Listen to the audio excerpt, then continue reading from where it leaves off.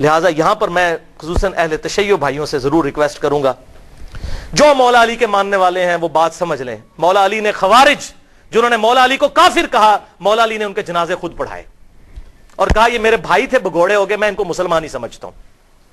اپنے ہاتھوں سے دفن کیا، ان کی عورتوں کو لونڈیاں نہیں بنایا. اور جب جنازہ پڑھایا جاتا ہے اس میں دعائے مغفرت ہوتی ہے، اللہم اغفر لحینا و میتنا. لہذا جو مولا علی کے ماننے والے ہیں وہ کسی صحابی کو گالی نہیں دیں گے.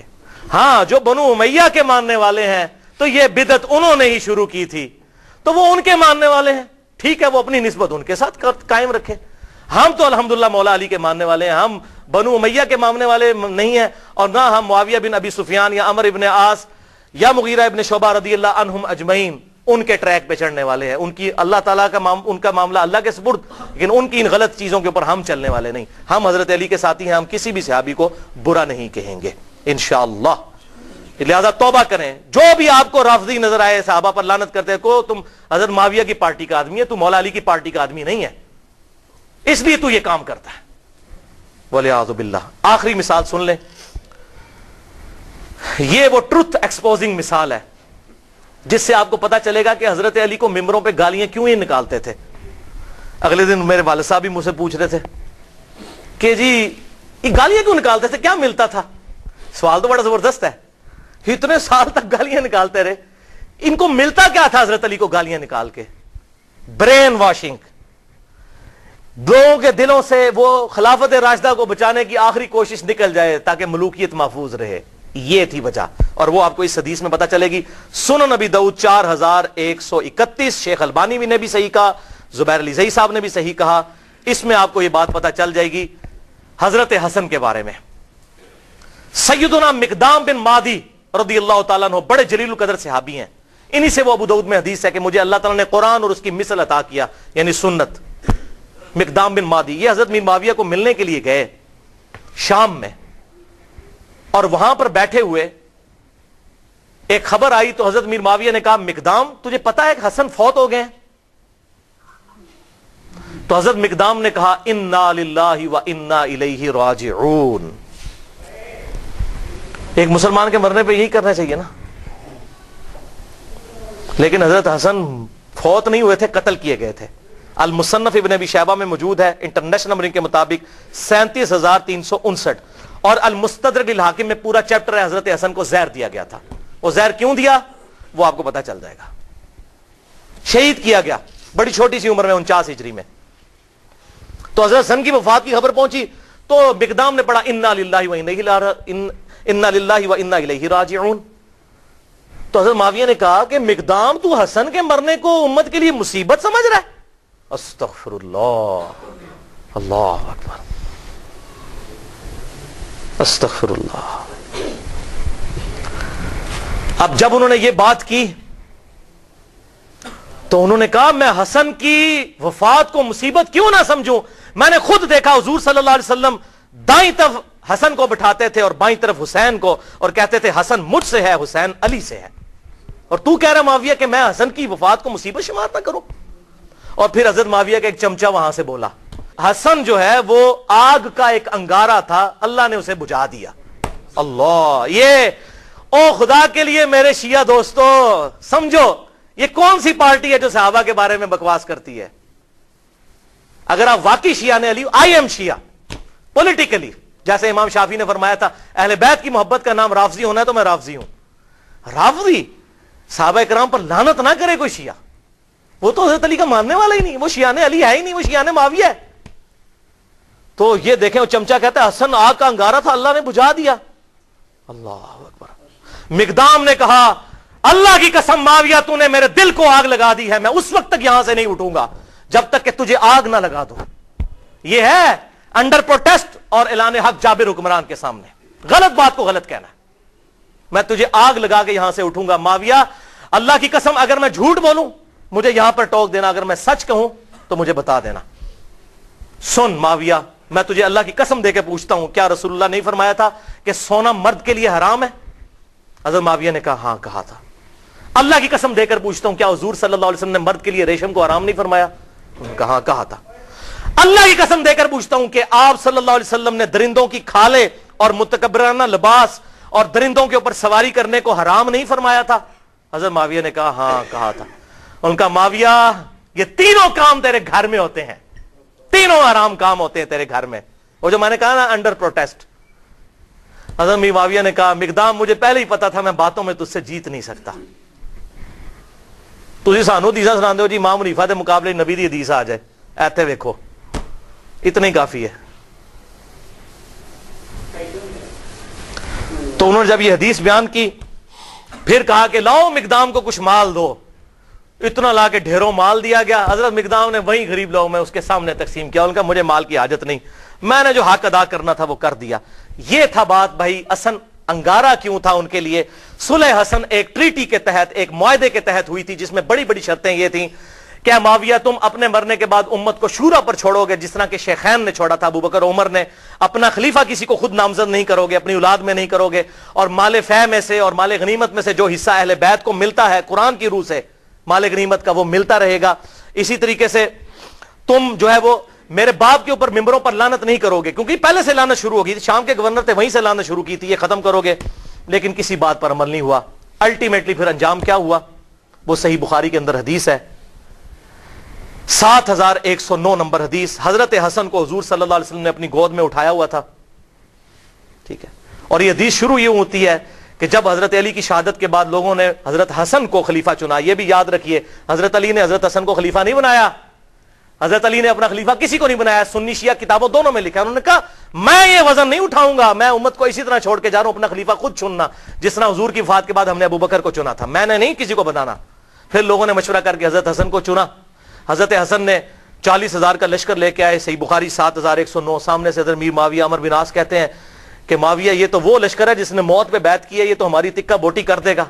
تو حضرت معاویہ نے کہا پھر کیا کریں؟ ان کا صلح کرو حسن کے ساتھ, اس کے بغیر چارہ نہیں ہے. اچھا انہوں نے پھر کہا ٹھیک ہے صلح کر لیتے ہیں, صلح آفر کرتے ہیں. اور سورۃ الانفال کے اندر یہ موجود ہے کہ اگر کافر بھی میدان جنگ میں صلح کی آفر کرے تو جنگ روک دو. حضرت حسن کو بھیجا صلح کے لیے. حضرت حسن رضی اللہ تعالیٰ عنہ نے وہ صلح قبول کر لی اور ان کے حق میں دستبردار ہو گئے. کیوں؟ کہ میں ان کو فری ہینڈ دے دوں. جو یہ کہتے ہیں نا قاتلین عثمان سے بدلہ لینا ہے تو اب لے کر بتائیں, جو ان کے زوم میں ہے وہ بتا دیں. یہ نہ کہیں کہ میرے پاس خلافت نہیں تھی تو میں خلافت حوالے کرتا ہوں. اور حضور صلی اللہ علیہ وسلم کے الفاظ وہاں پر پھر وہ تابعی 7109 کہ حضور نے حضرت حسن کو گود میں اٹھا کر کہا تھا میرا یہ بیٹا سید ہے, اس کی وجہ سے اللہ تعالیٰ مسلمانوں کے 2 گروہوں میں صلح کروا دے گا, اس کی وجہ سے, یعنی یہ قربانی دے گا. حضرت امیر معاویہ نے قربانی نہیں دی ہے, حضرت حسن نے. اس کا اس کی وجہ سے 2 گروہوں میں صلح کروا دے گا. الحمدللہ حضرت حسن نے فری ہینڈ دیا کہ بھائی آپ دیکھ لیتے ہیں. آپ کا دعویٰ تھا نا وہ جس طرح آج کل ہے جی, وہ کہتا ہے جی مجھے حکومت دو, کہتا ہے مجھے حکومت دو, یہ لو جی حکومت پڑی, آپ کر کے بتاؤ, لگ پتا جائے گا. لیکن پھر 20 سال تک, یہ 41 ہجری میں واقعہ ہوا اور حضور کی پریڈکشن پوری ہوئی کہ 30 سال تک خلافت علی منہاج النبوہ جو میں نے بیان کیا ابو داؤد ترمذی اور مسند احمد سے, وہ پورے ہوئے. اور ایون امام ابن تیمیہ نے منہاج السنہ میں لکھا کہ ربیع الاول کے مہینے میں, دن کنفرم نہیں لیکن ربیع الاول میں حضور کی وفات ہوئی تھی 11 ہجری میں, اور 41 ہجری ربیع الاول میں صلح حسن ہوئی اور 30 سال پورے ہوئے. اور امام ابن تیمیہ جیسے شخص جنہوں نے اہل تشیع کے خلاف منہاج السنہ لکھی, اس کتاب میں لکھتے ہیں کہ حضرت حسن 5ویں خلیفہ راشد ہیں, 6 مہینے ان کے بھی خلافت راشدہ ہیں کیونکہ 30 سال ان کے 6 مہینے بنا کر پوری ہوتی ہے وہ شامل کر کے. لہذا امیر معاویہ رضی اللہ تعالیٰ عنہ یا یزید ابن معاویہ یہ دونوں خلیفہ راشد نہیں بلکہ اسلام کے بادشاہ ہیں. یہ انہوں نے لکھا. بھائیو یہ 20 سال تک کسی شرط پر عمل نہیں ہوا بلکہ اسی طریقے سے ممبروں پر حضرت علی کو گالیاں نکالی جاتی رہیں. اور پھر جاتے جاتے وہ ٹرننگ پوائنٹ آیا کہ حضرت حسن کے ساتھ جو صلح کا معاہدہ تھا توڑا, اور وفات سے 4 سال پہلے خلیفہ کی بیعت, اپنے بیٹے کی بیعت لینی شروع کر دی کہ میرے مرنے کے بعد یہ خلیفہ بنے گا. اب مولا حسین میدان میں اترتے ہیں لیکن مغرب کی نماز کے بعد انشاءاللہ تعالی. بھائیو ابھی تک تقریباً ہماری 1.5 گھنٹے کی گفتگو ہو چکی ہے اور اب انشاءاللہ یہ 25-30 منٹ میں ہماری گفتگو کنکلوڈ ہو جائے گی. آخری سچویشن ہم ڈسکس کریں گے. تو اب بات ہماری جہاں پر مکمل ہوئی تھی وہ ابو داؤد کی حدیث 4131 جس کو شیخ البانی نے بھی صحیح کہا, شیخ زبیر علی زئی صاحب نے بھی صحیح کہا رحمہم اللہ, کہ حسن آگ کا انگارہ تھا جسے اللہ نے بجھا دیا والعیاذ باللہ تعالی. اس اسدی شخص نے وہاں پہ کامنٹس دیے. تو پھر مقدام بن مادی نے جابر حکمران کے سامنے حق کا کلمہ بلند کیا. تو آگ کا انگارہ کیوں تھا؟ اس لیے کہ ہر وقت یہ چیز فکر لاحق تھی، ہر وقت یہ فکر لاحق تھی کہ ایک معاہدے کے تحت حکومت لی ہے کہ ہم یہ کام کر کے دکھائیں گے. وہ کام کیا کرنا، کوئی ایک بھی شرط پوری نہیں کی. اسی طریقے سے سب و شتم مولا علی پر ممبروں پر جاری، اسی طریقے سے لوگوں کے ساتھ زیادتیاں، لوگوں کا مال لوٹنا، لا حق قتل کرنا، جس سے اختلاف رائے ہو اسے قتل کروا دینا، یہ اسی طریقے سے جاری 20 سال تک. تو ڈر لگا ہوا تھا کہ اگر حسن زندہ ہوا تو پھر تو وہ معاملہ کسی بھی وقت اس انگارے میں آگ بھڑک سکتی ہے اور لوگ پھر نواسے رسول کی وجہ سے میدان میں اتر سکتے ہیں. لہٰذا ان کو زہر دے کر شہید کر دیا جائے. اب کہتے ہیں جی پتہ نہیں کس نے کیا، لیکن جو اس کا بینیفیشری ہے اسی نے کیا، نام لینے کی ضرورت نہیں ہے. بہرحال زہر سے ان کو شہید کیا گیا. حضرت حسین یہ منظر دیکھتے رہے، 20 سال تک کڑتے رہے. انہوں نے کئی خط بھی لکھے حضرت امیر معاویہ رضی اللہ تعالیٰ عنہ کو کہ جو کچھ تم امت کے ساتھ کر رہے ہو مجھ پر تمہارے خلاف قیام واجب ہو چکا ہے. میں ڈرتا ہوں میں اللہ کو کیا منہ دکھاؤں گا، لیکن میں اپنے بھائی کی صلح کا پابند ہوں کہ ٹھیک ہے چلو جاتے جاتے امت کے لیے کوئی معاملہ خیر کا ہو جائے گا اور امت کو شورا کے سپرد کیا جائے گا شیخین رضی اللہ عنہما کی طرح، ابو بکر و عمر کی طرح رضی اللہ تعالی عنہما. لیکن یہ معاملہ پھر بگڑ گیا. حضرت امیر معاویہ رضی اللہ تعالیٰ عنہ کی وفات 60 ہجری میں ہوئی. حضور صلی اللہ علیہ وسلم کی وفات کے تقریباً 50 سال کے بعد، وفات سے 4 سال پہلے انہوں نے اپنی زندگی میں اپنے بیٹے کے لیے بھی بیعت لینا شروع کر دی. ایک وقت میں 2 خلیفوں کی بیعت، جبکہ صحیح مسلم میں حدیث ہے انٹرنیشنل نمبرنگ کے مطابق 4799 کہ اگر ایک خلیفہ کی موجودگی میں دوسرے خلیفہ کی بیعت کی جائے تو دوسرے کو قتل کر دو. وہ تو واجب القتل ہو چکا تھا، ایک وقت میں 2 خلیفوں کی بیعت تو نہیں ہو سکتی. اور یہ کوئی تاریخی روایت نہیں ہے، تلوار کے زور پر پوری دھونس کے ساتھ بیعت لی گئی. کہتے ہیں وہ صحابہ نے بیعت کر لی تھی، یہ کر لیا تھا، وہ اب آپ کو میں پول کھول کے بتاتا ہوں. صحیح بخاری میں انٹرنیشنل نمبرنگ کے مطابق 4827 نمبر حدیث. یہاں پر یہ بات یاد رکھیے گا، بیعت دل سے ماننے کا نام ہے، زبردستی نہیں ہو سکتی. بخاری اور مسلم کی متفق علیہ حدیث ہے، سعد ابن عبادہ نے حضرت ابو بکر صدیق رضی اللہ تعالیٰ عنہ کی بیعت نہیں کی، اس کے بعد حضرت عمر کی بھی نہیں کی. لیکن ابو بکر عمر نے کیا تلوار رکھی ان کے اوپر کہ بیعت کرو؟ ٹھیک ہے، اختلاف رائے نہیں کرنی نہ کرو. بخاری اور مسلم کی متفق علیہ حدیث ہے کہ حضرت علی نے 6 مہینے تک ابو بکر کی بیعت نہیں کی. تو کیا معاذ اللہ ابو بکر نے ان کے ساتھ اس طرح کی کوئی زیادتی کی؟ بلکہ بخاری مسلم میں آتا ہے بعد میں معافی بھی مانگی. حضرت علی کا یہی اعتراض تھا کہ آپ نے اہل بیت کو مشورے میں شامل نہیں کیا. حضرت ابوبکر صدیق زاروں کے تار رو پڑے. یہ بخاری اور مسلم دونوں میں موجود ہے، اور میں نے اس پہ 2.25 گھنٹے کی گفتگو کی ہے. وصی رسول کون ہے اور حدیث قرطاس کا تحقیقی جائزہ، مسئلہ نمبر 55B کے نام سے، لہذا میں آج اس کو ایڈریس نہیں کروں گا. بخاری کی حدیث 4827 سورۃ الاحقاف کی تفسیر والے چیپٹر میں امام بخاری نے امت کو انجیکشن لگا دیا کہ پتہ چل جائے کہ ہوا کیا تھا امت کے ساتھ. محدثین کی یہ بہت بڑی خدمات ہیں کہ انہوں نے حق نہیں چھپایا، کیونکہ سورۃ البقرہ میں آیا ہے کہ جو حق چھپاتا ہے اس پہ اللہ کی لعنت، فرشتوں کی لعنت اور تمام لعنت کرنے والوں کی لعنت. اور ابو داؤد اور ترمذی میں حدیث ہے کہ جو لوگ دنیا میں حق چھپاتے ہیں قیامت والے دن اس حال میں پیش کیے جائیں گے کہ ان کے منہ میں آگ کی لگامیں ہوں گی کہ یہ حق بات نہیں بتاتے تھے. وَلِعَاذُ بِاللَّهِ تعالی. یہ کہتے ہیں یہ اس طرح کی باتیں کیوں کرتے ہیں؟ یہ تو ہمارے نبی کی نبوت کی غیب کی خبریں ہیں کہ کیا ہونے والا تھا امت کے ساتھ. حضور صلی اللہ علیہ وسلم کی نبوت کی دلیل ہیں یہ خبریں کہ آپ نے مستقبل کی باتیں پہلے ہی امت کو بتا دی. 4827 صحیح بخاری سورۃ الاحقاف کا چیپٹر، کتاب التفسیر چیپٹر صحیح بخاری میں مروان بن حکم کو مکے اور مدینے کا گورنر بنایا حضرت امیر معاویہ رضی اللہ تعالی عنہ نے. مسجد نبوی میں اس نے روضہ شریف کے بالکل پاس منبر رسول پر خطبہ دینا شروع کیا. اور یہ وہ مروان ہے جو منبر رسول پر روضہ شریف کے پاس یہ لعنت کرتا تھا، علی پر لعنت، علی سے محبت کرنے والوں پر لعنت، والعیاذ باللہ تعالی. میں آپ کو حوالے دے چکا. اور مجھے حدیث ابھی میرے ایمان کا تقاضا ہے، ذہن میں چلتے چلتے آ گئی، 6229 نمبر حدیث صحیح مسلم میں، اور صحیح بخاری میں بھی 3703 نمبر حدیث ہے حضرت علی کے فضائل کے چیپٹر میں۔ اسی مروان بن حکم نے کسی کو وہاں پر نامزد کیا تو اس نے حضرت سال ابن سعد السعدی کو بلایا، حضرت علی کے فضائل کے چیپٹر میں، بخاری مسلم دونوں میں یہ حدیث ہے، اور کہا کہ آپ منبر پر آ کر ایک دفعہ مولا علی پر لعنت بھیجیں، لعنت کے الفاظ ہیں مسلم میں۔ تو سال ابن سعد السعدی جو پہلے 10 مسلمانوں میں سے تھے، انہوں نے کہا کہ میں حضرت علی پہ لعنت کروں منبر پہ آ کے؟ ان کا اچھا تم یہ کہہ دو کہ ابو تراب پہ اللہ کی لعنت۔ بولے اعوذ باللہ، ابو تراب کا مطلب ہے مٹی والا، حضرت علی کی یہ کنیت تھی۔ تو اس نے کہا چلو تم کوڈ ورڈ میں بات کر دو، کہہ دو ابو تراب پہ اللہ کی لعنت، مٹی والے پہ۔ اور یہ حقارت سے بنو امیہ ابو تراب کہتے تھے۔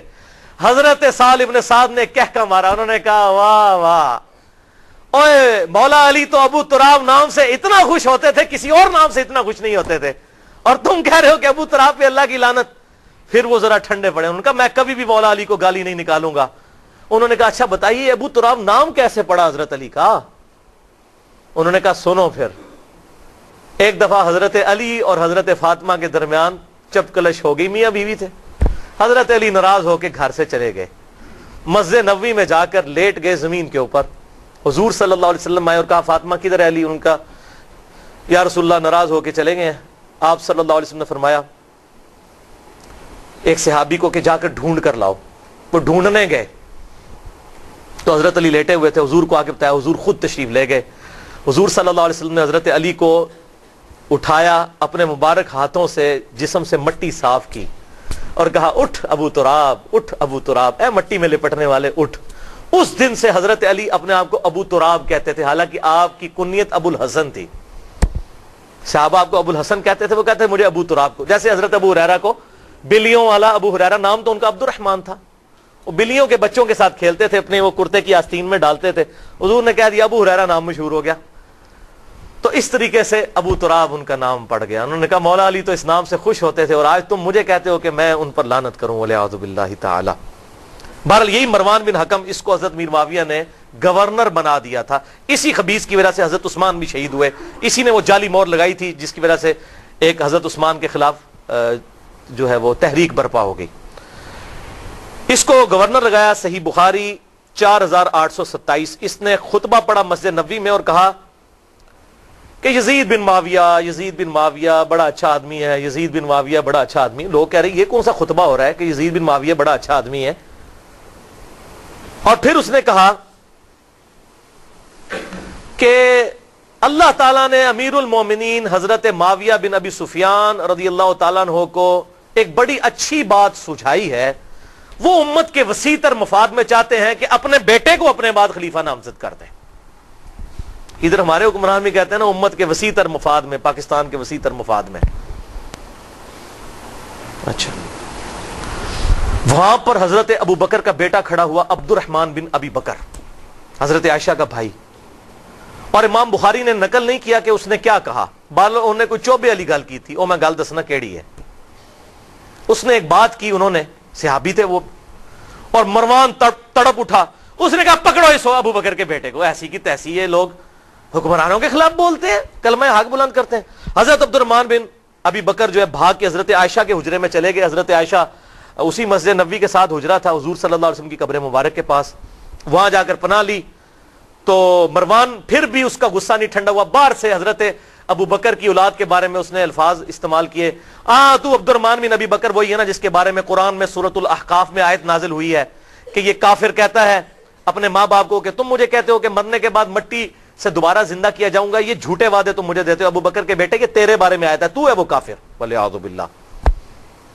حضرت عائشہ سے نہ رہا گیا، انہوں نے کہا اسکت، خاموش ہو جا، آل ابی بکر کے بارے میں قرآن میں کوئی آیت نازل نہیں ہوئی سوائے میری شان میں جو اللہ نے سورہ نور میں اعلان برات کیا تھا، مجھ پر تہمت لگی تھی، تو آج آل ابی بکر کے بارے میں یہ بات کرتا ہے۔ یہ تو تھی بخاری میں۔ اب اس کی حدیث کا ترک المستدرک للحاکم میں 8483، سنن نسائی الکبرا میں 11,491 اور تفسیر ابن کثیر میں اسی جگہ پر امام ابن کثیر یہ سارے طرق لے کر آئے, اور فتح الباری میں صحیح بخاری 4,827 کی شرح جو فتح الباری ابن حجر اسقلانی نے لکھی, انہوں نے یہ سارے طرق نقل کیے کہ وہ کہا کیا تھا جب اس نے کہا نا اللہ تعالیٰ نے امیر المومنین کو یہ بات سجھائی ہے کہ وہ امت کے وسیع تر مفاد میں اپنی اولاد کو خلیفہ بنانا چاہتے ہیں, تو ساتھ اس نے کہا جیسا کہ ابو بکر نے بھی تو عمر کو خلیفہ بنایا تھا. تکو ذرا, کدھر ابو بکر؟ حضرت عمر کوئی حضرت ابو بکر کے بیٹے تھے؟ حضرت ابو بکر کے تو 2 بیٹے جوان تھے, محمد بن ابی بکر, عبد الرحمن بن ابی بکر. تو عبد الرحمن بن ابی بکر وہیں بیٹھے تھے, انہوں نے کہا او تو سیدھی طرح کیوں نہیں کہتا تیرا امیر المومنین معاویہ بن ابی سفیان کیسر و کسرا کی سنت کو زندہ کرنا چاہتا ہے, ابو بکر اور عمر کی سنت نہیں. ابو بکر اور عمر نے اپنی اولاد کو نہیں نوازا, اور تیرا امیر المومنین اپنی اولاد کو نوازنا چاہتا ہے. ابو بکر کا بیٹا تھا, جینز ابو بکر کے تھے. جوش میں انہوں نے جب یہ کلاس لی, پھر انہوں نے کہا پڑھو انہوں, بول رہا ہے اے گل ہوئی سی. پھر وہ چھپ گئے, اور یہاں پر حضرت عائشہ نے پھر اس کو چپ کروایا مروان کو, اور ساتھ ایک بات کہی جو اس حدیث میں موجود ہے, اور کہا مروان تو ابو بکر کی اولاد کے بارے میں بکواس کرتا ہے, تیرے باپ کے بارے میں حضور صلی اللہ علیہ وسلم نے فرمایا تھا حکم پر لعنت, حکم کی اولاد پر لعنت.